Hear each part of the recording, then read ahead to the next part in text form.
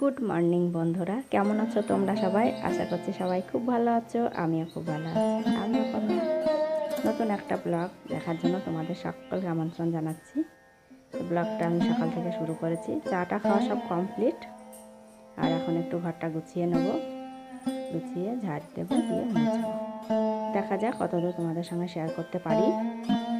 যতটুকু পারবো ততটুকু অবশ্যই শেয়ার করব। তো এগুলো আমি কালকে কেচে রেখেছিলাম। তো কালকে বৃষ্টি হয়েছিল, ওই জন্য আর ঘরে গিয়েছিলাম, বাইরে দিয়ে আসলাম। এখন রৌদ্র বার হয়েছে। আর এখানে কতগুলো জামা কাপড় ছিল, সেগুলো সব গুছিয়ে রেখেছি। আর এই যে গামছা, ওগুলোকে রেখে আসলাম। তখন এইগুলো সব গুছিয়ে নিয়ে তারপরে যাব বিছানা তুলবো। বাইরেটা আগে গুছিয়ে নিয়ে তারপরে ঘরে যাব। ঘরে ছেলের ঘরের বিছানাটা পড়ে আছে, এখনও তোলা হয়নি। আর আমাদেরগুলো তোলা হয়ে গেছে। আর এখানে কতগুলো বই খাতা জড়ো করে রেখেছে, সেগুলোকেও সব গুছিয়ে নেব। তো গুছিয়ে টুচিয়ে নিয়ে তারপর আবার রান্না আছে। মাছ নেওয়া হয়েছে, মাছ কাটবো, অনেক কাজ। তো মাছ হলে তো সেদিন ঝামেলা হয় কাটা ধোয়ার জন্য, সেগুলোকেও সব করতে হবে। তো চলো আমার আস্তে আস্তে করতে থাকি কাজগুলো, তোমরা দেখতে থাকো, আমার সঙ্গে থাকো কী করি সারাদিন।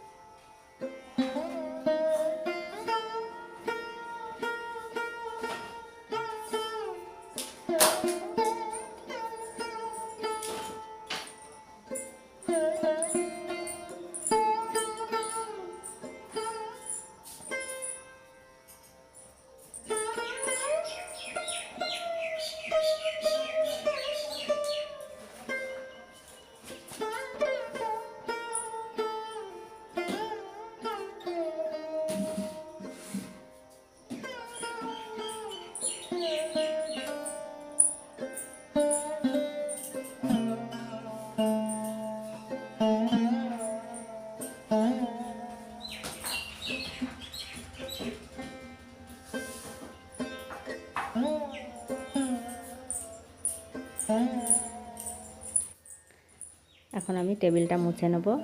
আর টেবিলটার উপরে একটু মিষ্টির রস পড়েছিল, মনে হচ্ছে চ্যাট করছে হাতে, মুছতে গেলাম এমনি। তো আমি এই যে নেতাটাকে একটু ভিজিয়ে নিয়ে আসলাম, নিয়ে এসে একটু মুছে নেব। আর কতগুলো ফল আছে, ফলের ওই ঝুড়িটাতেও আমের একটা আম বেশি পেকে গেছে, তো তার রস পড়েছে। তো সেটাকেও আমি পরিষ্কার করে তারপর আবার ফলগুলো সাজাবো। তো দেখো ঝুড়িটা আমি ধুয়ে নিয়ে মুছে নিয়ে এসেছি। আর এখন আমগুলোকে সাজাচ্ছি। একটা আম বেশি পেকে গেছে, তো সেই আমটা থেকেই আমের রস বার হয়েছে। তো সেটাকে আমি সরিয়ে রাখলাম, রেখে এইগুলোকে আবার ঠিক করে সাজিয়ে রাখছি। আর এই টেবিলে গড়িয়ে ওই আমের রসই পড়েছে, মনে হচ্ছে মিষ্টির রস না, যতক্ষণ এটাতে দেখলাম যে রস আছে লেগে, ওই জন্য। আর এখন দেখো ছেলের ঘরের বিছানা তুলতে চলে এসেছি। আর ছেলে পড়তে গেছে, ও তোলে মাঝে মধ্যে, তো আজকে টাইম পাইনি, হয়তো তুলেনি, তাড়াতাড়ি চলে গেছে, তো আমি তুলে নিচ্ছি। আর এই জানালাটা দিয়ে খুব রোদ এসে গেছে বিছানাতে, তো জানালাটা আমি একটু খুলেই রাখবো, কারণ বিছানাটাতে একটু রোদ লাগুক। যেহেতু কালকে বৃষ্টি হয়েছে, তো আজকে রোদ উঠেছে, তো বৃষ্টির পরের দিন রোদ উঠলে তো বেশ ভালোই লাগে। তো তার জন্য জানালাটা দিইনি, খুলে রেখেছি। না হলে জানালাটা দিয়ে রাখতে হয় একদম রাস্তায়, আর প্রচণ্ড ধুলো আসে এই জানালা দিয়ে। এই বিছানাটা না ধুলোতে ভর্তি হয়ে যায়।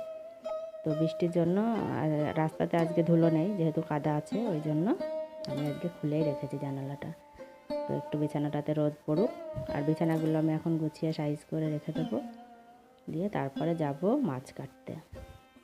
মাছ আজকে নিয়েছি সিলভার মাছ, একটা 600 ওজনের সিলভার নিয়েছি। আজকে আর পোনা মাছ পাইনি, পোনা মাছ আসেনি, তো সিলভার মাছই নেওয়া হয়েছে। সিলভার মাছ তোমাদের দাদাভাই অতটা পছন্দ করে না, ও চায় বাটা মাছ, কিন্তু আজকে বাটা মাছ আসেনি, তো সিলভারই নেওয়া হয়েছে, তো সেটাই কাটবো। তো বিছানাটা আমি এখন গুছিয়ে নিচ্ছি, দেখো। আর বালিশের কভারগুলো আমি এর আগের দিন কেচেছিলাম, তো আজকে আর একবার মনে করলাম যে খুলি, তারপর ভাবলাম যে না থাক, দেরি হয়ে যাবে, যেহেতু মাছ টাছ কাটবো, রান্না করব, অনেকটাই দেরি হয়ে যাবে। আর বৃষ্টি হলে কি হবে, প্রচণ্ড গরম আছে, যে রোদ উঠছে না আর প্রচণ্ড গরম শুরু হচ্ছে। তো গরমের জন্যই মনে হচ্ছে যেন শরীর একেবারে ক্লান্ত। তো আমার বিছানা গোছানো কমপ্লিট হয়ে গেছে। বিছানাটাকে একটু আমি নেমে আসলাম, নেমে এসে সাট করে দেখিয়ে দিয়ে দেখো বিছানা দিয়ে রোদও এসে গেছে জানালা দিয়ে। আর দেখো মাছ কাটতে চলে এসেছি। তো মাছটা কেটে পরিষ্কার করে নিই। এখানে কাটবো কারণ এখানটা একটু ছায়া আছে, ওই জন্য এইদিকে নিয়ে এসেছি। কলের পাড়ে রোদ হয়ে গেছে, কলের পাড়ে বসে আর আমার এখন কিছু করার উপায় নেই। আমাদের কলপাড়ে প্রচণ্ড রোদ, সকাল 7টা থেকে রোদ শুরু হয়, সেই 3টে পর্যন্ত রোদ থাকে। তো বাসনও আমাকে এখন ঘরে ধুতে হয়। আর দেখো মাছটা কেটে নিচ্ছি। মাছটা কেটে এখান থেকে তারপরে কলপাড়ে গিয়ে ধুবো, কারণ কলপাড়ে বসে অতটা টাইম ধরে কাটার ক্ষমতা আমার নেই রোদে। মাছ কাটা ধোয়া কমপ্লিট, এখন রান্নাও বসিয়ে দিয়েছি। মাছগুলোকে এখন ভেজে নেবো। আর আজকে বেশি তরকারি করবো না, আজকে হচ্ছে পটল মশলা করব আর হচ্ছে মাছ দিয়ে চাল কুমড়ো করবো। চাল কুমড়ো নিয়ে এসেছে হাটে থেকে, তো সেই চাল কুমড়োটা আছে, সেই চাল কুমড়োটাই আজকে একটু হাফটা করব, পুরোটা না, অনেকটা বড় ওই চাল কুমড়োটা। তো তার জন্যই চাল কুমড়ো দিয়ে মাছ করব। তো আমি কোনো দিন করিনি, আজকে প্রথম করব চাল কুমড়ো দিয়ে মাছ। তো কেমন হয় খেয়ে তোমাদের পরে ব্লগে জানাবো, ঠিক আছে?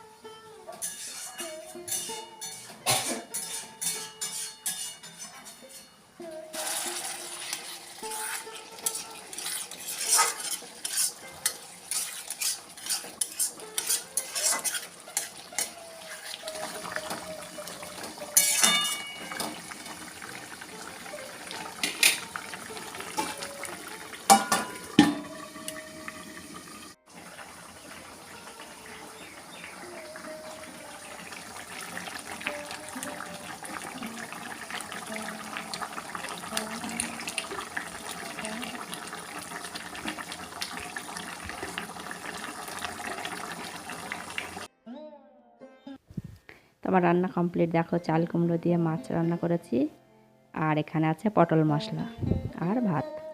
তো এটাই আজকে রান্না বান্না, বেশি তরকারি নাই, দুটো তরকারি আজকে, আর শাকটা কিছু করিনি। তো চলো, অনেকগুলো বাসন হয়েছে রান্না করার, সেগুলো ধুয়ে নেব। দুখানা কড়াই দেখেছো, দুটো, একটা লোহার কড়াই, একটা অ্যালুমিনিয়ামের কড়াই।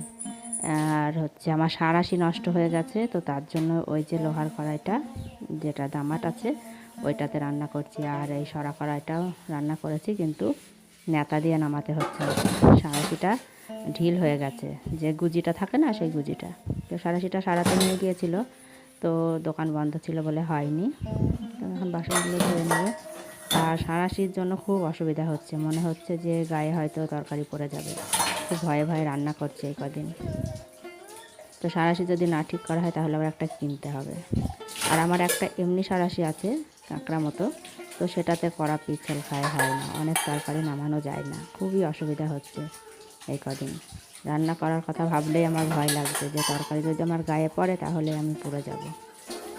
আর সাঁড়াশিতে নামিয়ে নামিয়ে আমার এমন অভ্যাস, এই দামাটাওয়ালা কড়াইও আমি সাঁড়াশি দিয়ে নামাই। দামার ধরতেও এক এক সময় মনে থাকছে না, হাত পড়ে যাচ্ছে, হাতে ছাকা খাচ্ছি, এই অসুবিধাটাই হচ্ছে। তো আমার দেখো ধোয়া হয়ে গেছে। আর অনেকগুলো জামা কাপড় তো মেলেছি, দেখো সব তুলবো ওগুলোকে, আর তুলে নিয়ে তারপরে আমি স্নান করব।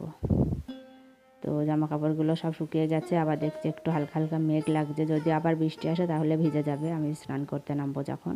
তার জন্য ভাবলাম যে না, জামা কাপড়গুলো ঘরে রেখে তারপরে স্নান করব। আর প্রচণ্ড গায়ে ঘাম হয়েছে, ঘেমে আমার নাইটিটা পুরো ভিজে গেছে, তো স্নান না করলে আর ভালো লাগছে না, স্নান করে নেবো। তো চলো ঘরে যাই, জামা কাপড়গুলো রেখে আসি, এসে তারপরে স্নান করব। তারপরে পূজা দিয়ে খাওয়া দাওয়া করব। ঠাকুরের বাসন টাসন সব মাজা কমপ্লিট হয়ে গেছে, সেগুলো আর আমি তোমাদের সঙ্গে শেয়ার করিনি, কারণ অনেক বড় হয়ে যাবে বলে সেগুলো আর শেয়ার করবো না, আজকে পূজাও দেখাবো না। তাই দেখো খাবার আমার দুপুরের। ব্লগটা এখানেই শেষ করলাম, সবাই খুব ভালো থেকো, টাটা।